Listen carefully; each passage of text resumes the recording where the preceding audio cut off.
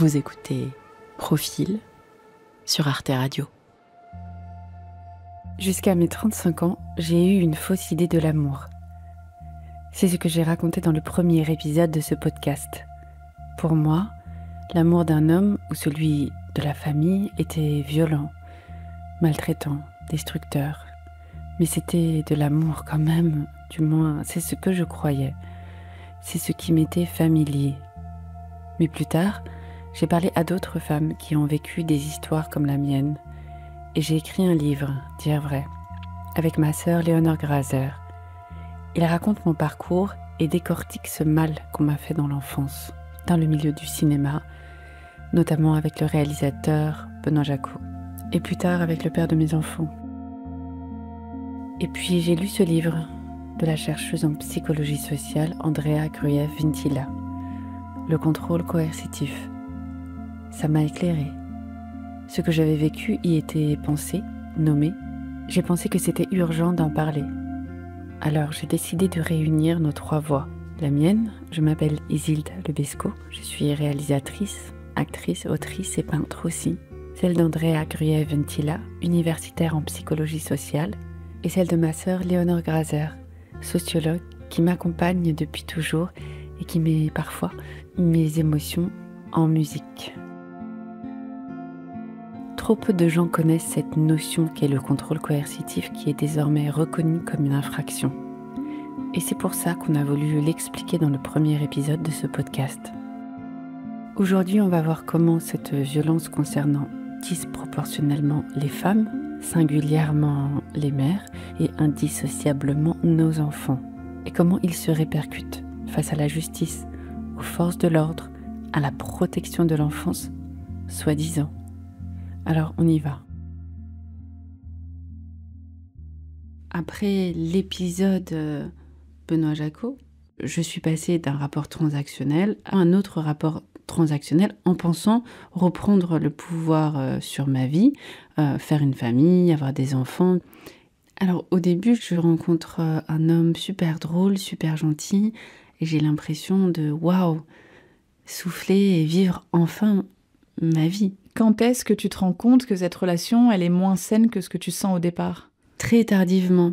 Je ne pouvais pas savoir qu'après avoir été objectifiée pendant tant d'années, il fallait une vraie guérison d'apprentissage à la relation.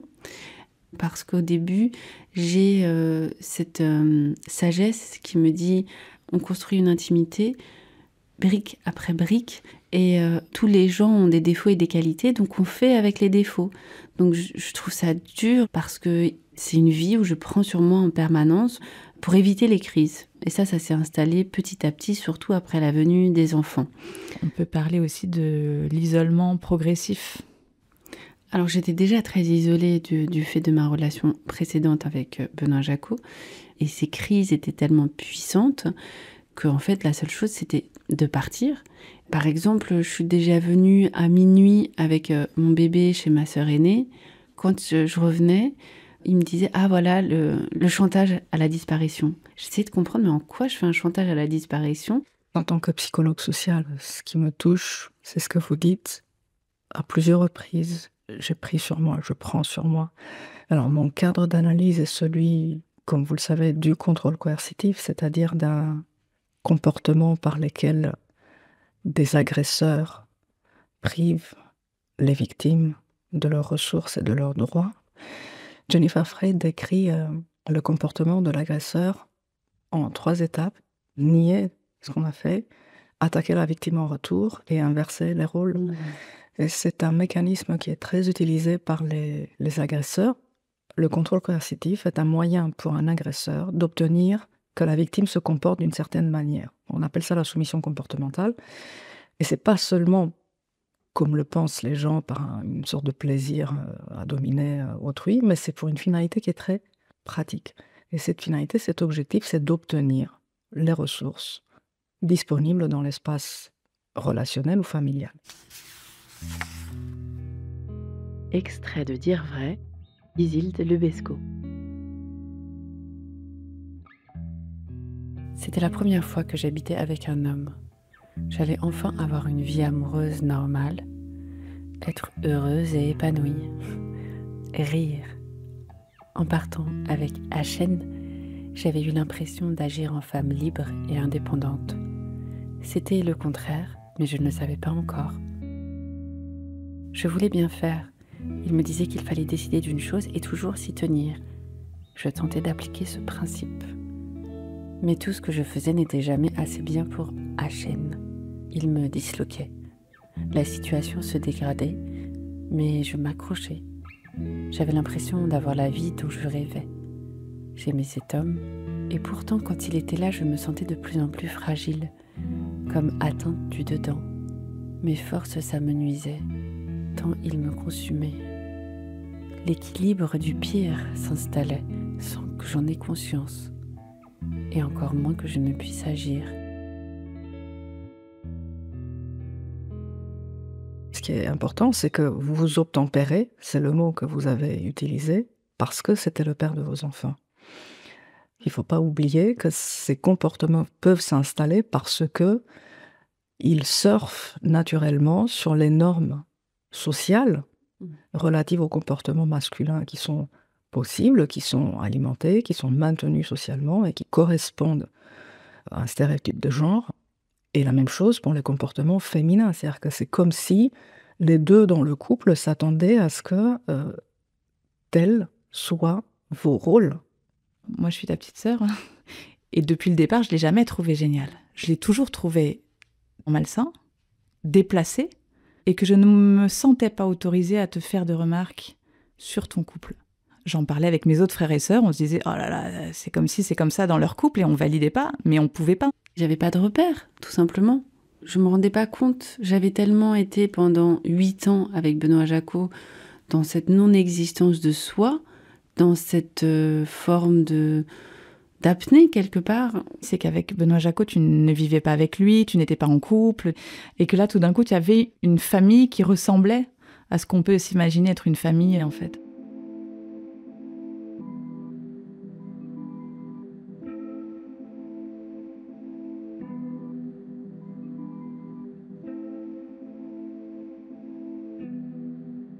Le serpent qui m'étouffe a changé de peau. Il ouvre grand sa bouche, je reconnais ses mots. De femme en femme, il devient plus puissant. Moi, je ne sais rien d'autre que ce serpent.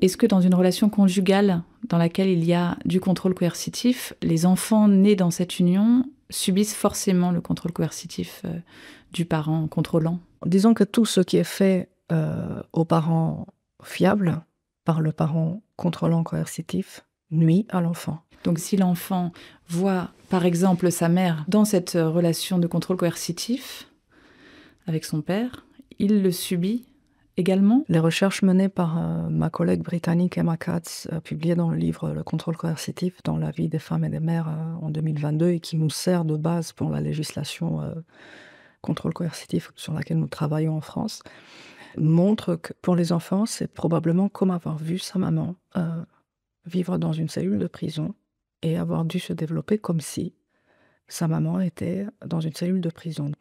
L'analogie serait la suivante, c'est qu'un enfant a 2 parents, et la mère vit dans un système totalitaire, où elle vit dans une prison. Alors, il y a un effet genré au fait d'être exposé. Les études montrent que si ce sont des petits garçons, alors ils ont plus de risques de devenir agresseurs à leur tour, et si ce sont des petites filles, elles ont plus de risques de devenir de nouveau victimes lorsqu'elles grandissent. Pour les enfants et pour la protection des enfants, le plus important, c'est d'offrir au moins un parent sécure et fiable, quitte à couper peut-être la relation avec l'autre parent. Mais la question n'est pas celle de couper ou pas couper la relation. La question, c'est est-ce que l'enfant a ce dont il a besoin ? Toute la littérature scientifique compétente, c'est-à-dire publiée dans des revues scientifiques, nous enseigne qu'en réalité, la question pour les enfants, c'est est-ce qu'ils ont l'environnement dont ils ont besoin ou ils ne l'ont pas. La difficulté réside dans le fait que nous avons, nous tiers, l'habitude de penser que ce qui est essentiel à l'enfant, c'est le contact avec les deux parents. Ce qui est essentiel à l'enfant, c'est d'être en sécurité et c'est d'être dans un environnement qui l'aide à s'épanouir. La violence domestique, dont le contrôle coercitif n'est pas un environnement qui permet à l'enfant ni de rester en bonne santé à court, moyen et long terme, ni de s'épanouir, ni de ressentir du bien-être, et là, des impacts longs et dévastateurs sur la santé, sur le développement et tous les domaines de vie de l'enfant. Et j'imagine que les enfants subissent aussi l'état du parent contrôlé, qui vit sous pression, qui vit sous tension. On pourrait espérer que les enfants se disent « mais ce qu'on fait subir à ma mère est inacceptable, je vais me révolter ».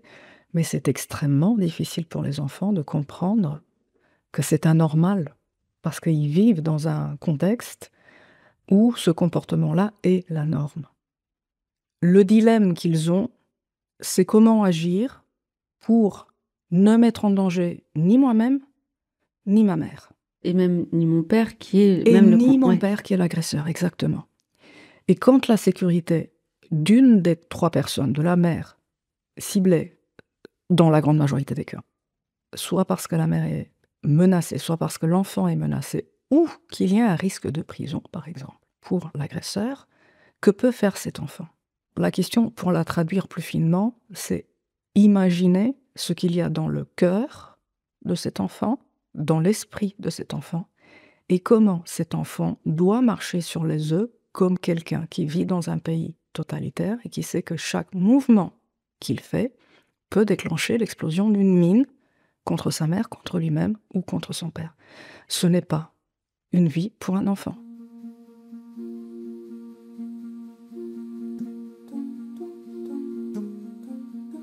Petit cœur cassé dans un petit corps blessé. Tu tournes sans savoir où aller. Petit cœur cassé dans un petit corps blessé. Mais personne ne t'entend crier.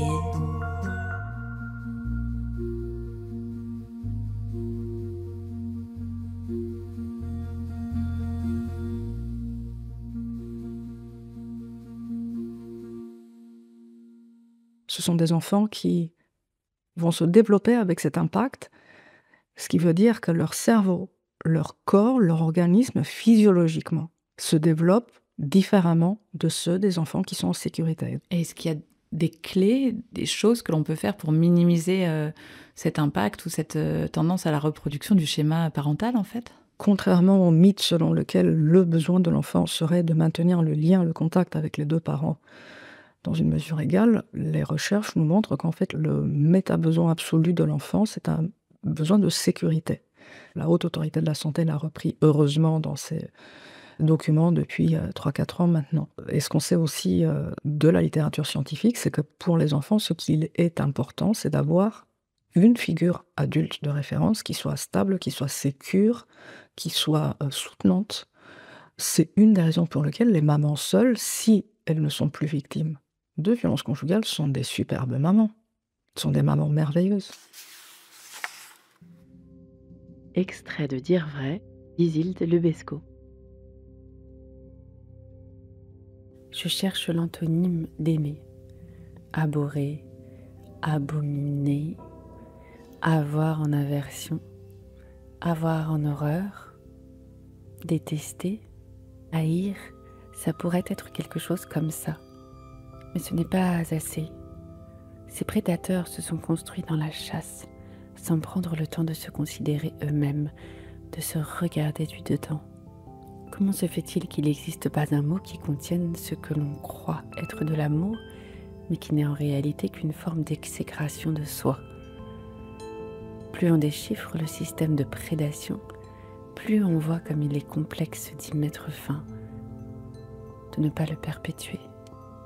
Si j'avais une fille, je ne voudrais pas qu'elle tolère ou pardonne ce que j'ai naturellement accepté. J'ai des fils et je ne veux pas qu'ils pensent que ces comportements sont admissibles, ni envers eux-mêmes, ni envers quiconque.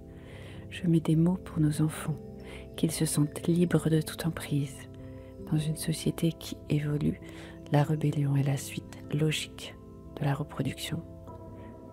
Oui, je suis grande. Je ne peux plus ne pas me défendre.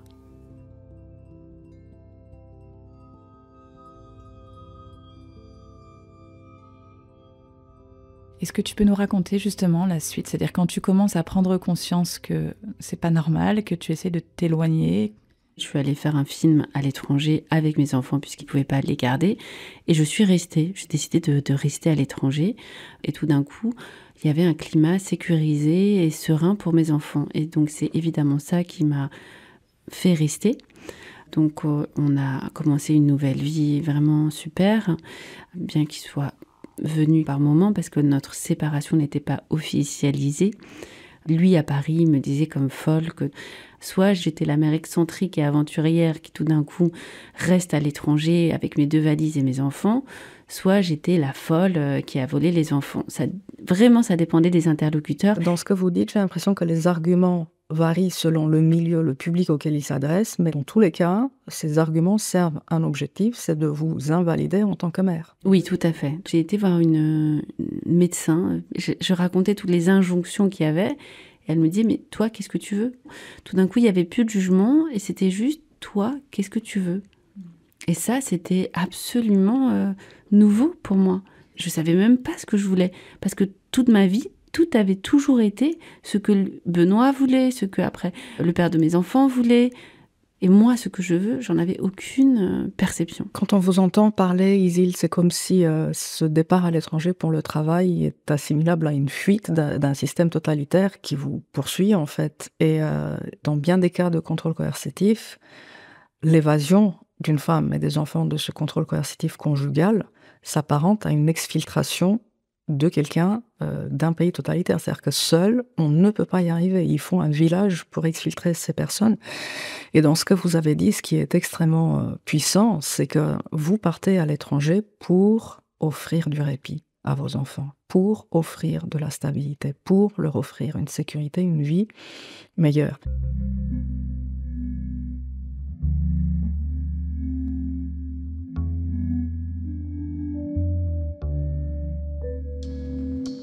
Chaque pièce de ma maison est bien propre comme il faut. Les armoires sont bien fermées, les torches sont bien repassées. Pourquoi je ne me sens pas sage? Pourquoi tout est à l'envers? Pourquoi je me sens si seule? Pourquoi tout va de travers?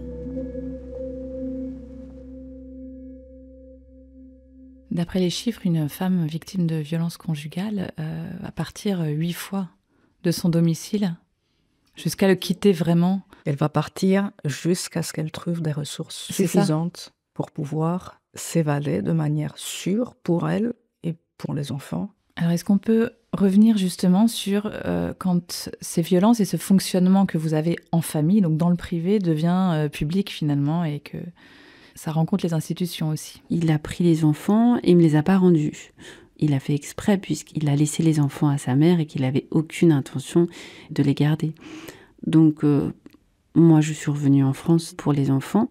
Comment est-ce que vous avez entamé des démarches? J'ai juste voulu que ça se régule, que ce soit clair. On avait fait une médiation avec une dame et très vite, ça s'est mal passé puisqu'il me reprochait de le voler de tout point. Le fait que j'étais autonome financièrement fait que je pouvais partir. Et donc, il s'est attaqué à ça. Et du coup, j'ai fourni à cette médiatrice tous les relevés bancaires, tout en fait, ce que j'avais j'ai élevé mes enfants toute seule, quoi. Et elle a dit que c'était pas son métier de faire des comptes, qu'elle n'était pas comptable. Et du coup, ça s'est terminé comme ça, en queue de poisson, très rapidement. Et ça a été la même chose avec les assistantes sociales, avec les juges, avec tout ça. En tant que professionnelles, elles sont insuffisamment formées. Ça n'apparaît pas dans leur formation actuellement.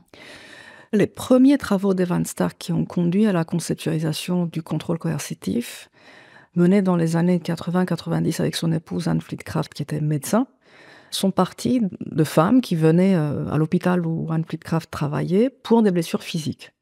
Dans le premier livre qu'ils ont fait ensemble, qui s'appelle « Femmes à risque », « Women at Risk », ce qu'il montre, c'est qu'en fait, lorsque les femmes vont chercher de l'aide auprès des institutions, que ce soit les institutions de santé, la justice, la protection de l'enfance, cet appel même des femmes à ces structures risque de reproduire la violence cette fois-ci sous forme institutionnelle, parce que la structure même de ces institutions, qui est une structure marquée par les mêmes dynamiques d'inégalité femmes-hommes qui traversent l'espace social, vient se superposer au vécu des femmes et donc aggraver leur vécu et ce qui leur arrive à partir de là. Alors ça se manifeste comment ? C'est un interlocuteur qui ne croit pas la femme, c'est l'argent, le temps, l'énergie ? L'argent, le temps, l'énergie, ça c'est évident, parce qu'on sait qu'aujourd'hui, une femme qui va être en acte de séparation avec un homme, contrôle coercitif, elle va dépenser des milliers. Et donc, elle a moins de temps, elle a souvent les enfants, elle a son émotionnel à se réparer, donc elle va s'appauvrir. Ce qui est documenté, en tout cas dans la littérature scientifique, c'est que les comportements de ces hommes-là ont évidemment, une fois qu'on est devant la justice, un objectif très précis, c'est d'obtenir un certain comportement de la femme ou de la mère devant la justice. Et c'est pour ça que dans le livre sur le contrôle coercitif, j'ai dédié toute une section au harcèlement judiciaire, parce que ce sont des moyens qui sont de manière consistante et très fréquente utilisés après la séparation et qu'ils conduisent à l'épuisement total des personnes. Alors les psychiatres, les juges, les assistantes sociales, puisque Isil, tu appelles à ne pas faire appel à ces personnes-là finalement, hein, d'après ton expérience personnelle. Andrea, j'imagine que vous êtes plus nuancée par rapport à ça ? Moi, je raisonne en tant qu'universitaire, mais je dois rappeler que le Grevio, qui est le groupe d'experts indépendants chargé de contrôler et d'aider à l'application de la Convention d'Istanbul en France, qui est la Convention du Conseil de l'Europe de lutte contre la violence faite aux femmes et aux violences domestiques, qui ne veut pas dire que la Convention ne reconnaît pas qu'il y a des hommes qui peuvent aussi être victimes, souvent ils le sont de la part d'autres hommes. Donc le Grevio reconnaît dans son rapport d'évaluation de référence sur la France en 2019 le fait que des lieux de soins, par exemple comme les centres médico-psychologiques, sont insuffisamment outillés pour repérer, pour identifier et pour prendre en charge les enfants qui sont victimes de ces dynamiques de violence domestique, de violence conjugale, intrafamiliale. Ils sont insuffisamment outillés simplement parce qu'il y a une carence de formation qui est assez monumentale. Nous avons fait une étude à Nanterre avec les formations qui sont dispensées en premier cycle, donc en droit, en psychologie, en sciences de l'éducation et en sociologie dans une grande université française.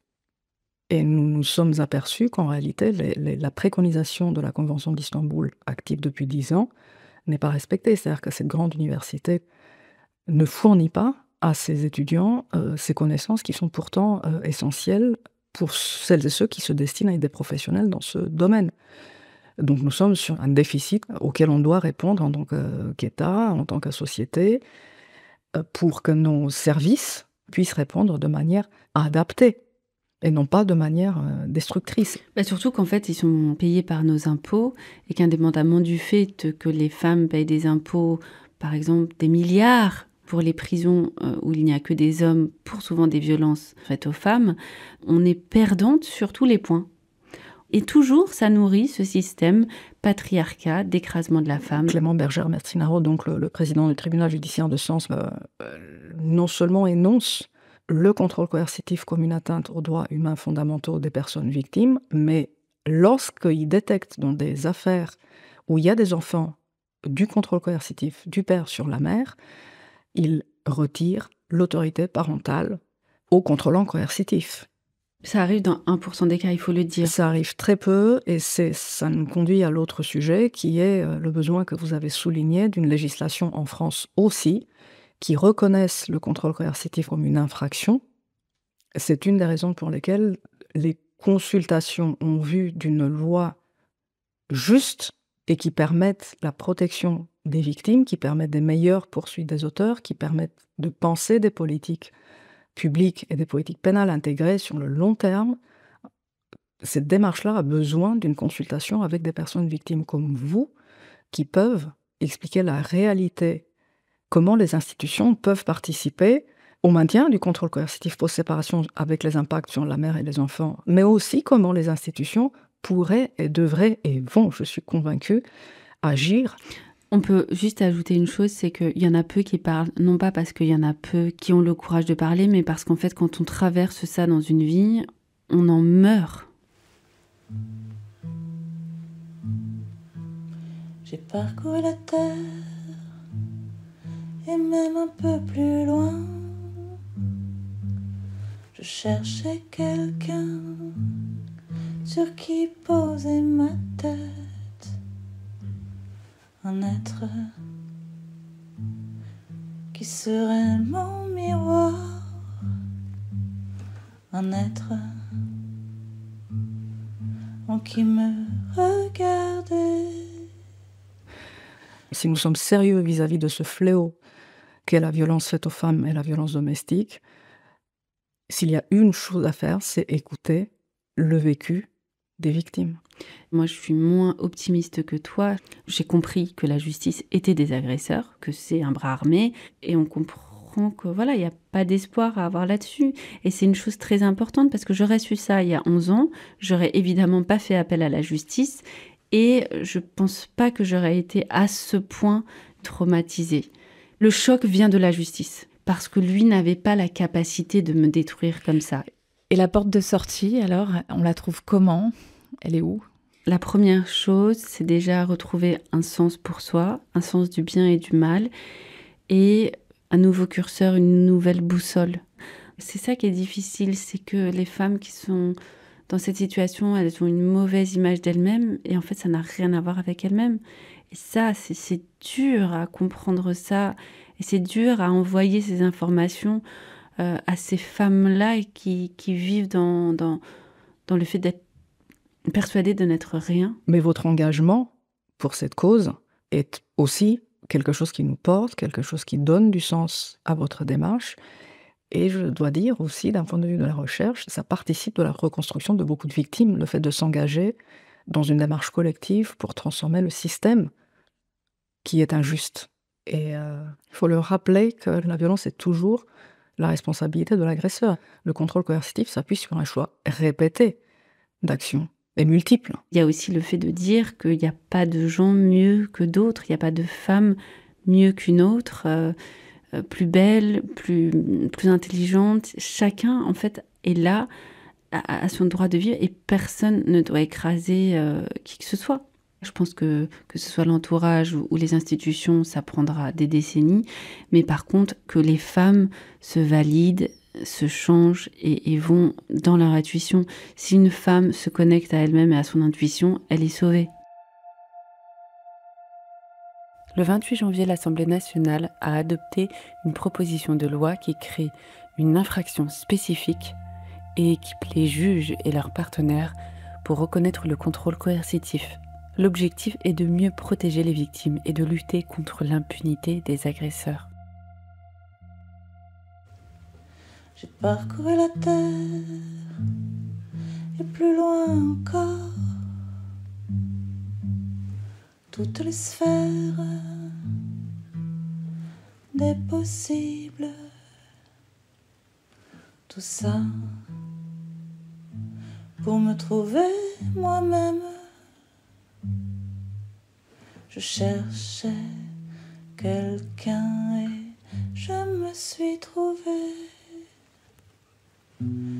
Tous ces serpents qui m'emprisonnent, je me libère en cet instant. Mes mains qui suivent mes pensées. Enfin, je t'ai oublié. C'était Sous contrôle coercitif. Vous pouvez écouter les 2 épisodes dans Profil.